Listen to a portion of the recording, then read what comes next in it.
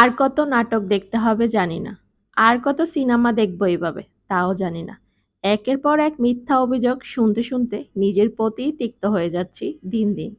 একটা মানুষ কতটা অভিনয় করতে পারে সুস্মিতাকে দেখলেই বোঝা যাচ্ছে। সুস্মিতার হসপিটালের ভিডিও নিয়ে এভাবেই কথা বললেন পলাশায়ের মেজ ভাবি পাপিয়া। পাপিয়ার এই কথাগুলো শুনে মনে হচ্ছে এই পাপিয়াই সব সমস্যার মূল ছিল। কারণ এই পাপিয়াই একের পর এক যেভাবে কথা বলতেছে তার কথাই তো পাবলিক তাকে সন্দেহ করতেছে। সুস্মিতা মেয়েটার স্বামী তাকে ছেড়ে চিরদিনের জন্য চলে গিয়েছে। হসপিটালে ভর্তি। এটাও তার শ্বশুরবাড়ির লোকেদের কাছে নাটক মনে হচ্ছে। একটা মেয়ে তার জীবনসঙ্গীকে হারিয়েছে। তার মনের উপর দিয়ে কেমন যাচ্ছে শুধুমাত্র যে হারিয়েছে সেই বুঝতে পারছে। পাপিয়া তো আর স্বামী হারায়নি। আর পলাশ রায়ের মায়েরও আরো ২ টা সন্তান আছে। তাই তাদের কাছে হয়তো এ ব্যাপারগুলা নাটক লাগতেছে। তাহলে বুঝেন এই সুস্মিতা মেয়েটা শ্বশুরবাড়িতে কতটা অবহেলিত ছিল। আর দেখেন এই পাপিয়া সবসময় শাশুড়ির সাথে কতই না নাটক করত। আর এগুলাই তো তার শাশুড়ির কাছে ভালো লাগতো। আসলে সুস্মিতা চুপচাপ নম্র-ভদ্র মেয়ে ছিল তো, একটু স্বামীভক্ত মেয়ে ছিল, তাই তার শাশুড়ি সুস্মিতাকে ভালো লাগতো না।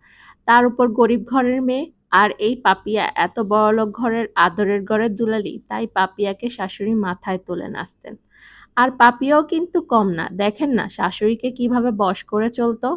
আসলে সুস্মিতা তো এত ছলচাতুরি জানতো না। সুস্মিতা খুবই সহজ সরল একটা মেয়ে ছিল।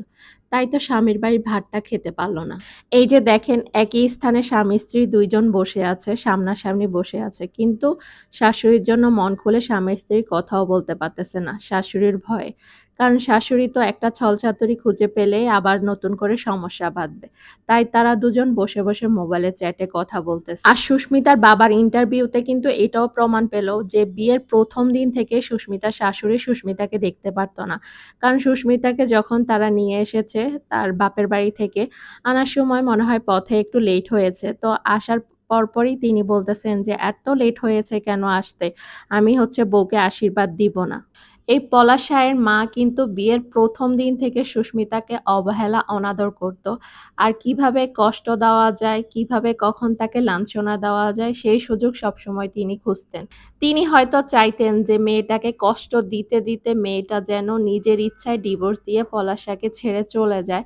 তাই তিনি এমন আচরণগুলো সুস্মিতার সাথে করতেন। তা না হয় দেখেন না, মেজ বউয়ের সাথে কত ভালো সম্পর্ক শাশুড়ির। এই শাশুড়িকে দেখলে বোঝা যায় যে এই শাশুড়ি হচ্ছে ছোট বউকে ২ চোখে দেখতে পারত না। পাপিয়ার সবগুলো স্ট্যাটাস, পাপিয়ার সবগুলো লেখা দেখে মনে হচ্ছে এই পাপিয়াই সবকিছুর মূল ছিল। পাপিয়াই মনে হয় শাশুড়িকে হচ্ছে কান পড়া দিত আর সেই কারণেই হচ্ছে তার শাশুড়ি সুস্মিতাকে দেখতে পারত না।